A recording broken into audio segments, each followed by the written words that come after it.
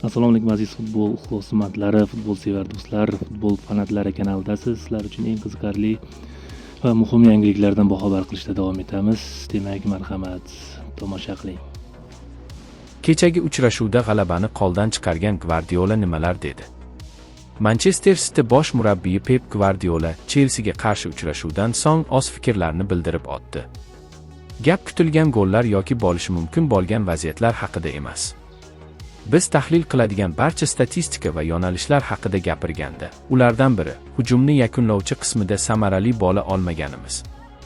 Ammo umuman olganda, ajoyib himoyalandik, yaxshi yugurdik, zo'r o'yin ko'rsatdik. Bu jihatlarda barchasi ajoyib edi, deb fikr bildirdi murabbiy. Husanov kechagi uchrashuvdagi harakatlari uchun necha bahoga loyiq ko'rildi. Angliya Premyer Ligasining 20-turida Manchester City Chelsiga qarshi bahs olib bordi.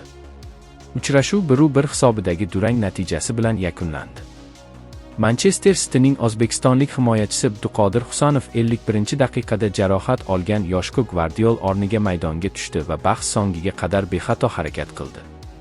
Sofastory nashri Husanovning kechagi uchrashuvdagi harakatlariga 6/4 baho qo'ydi.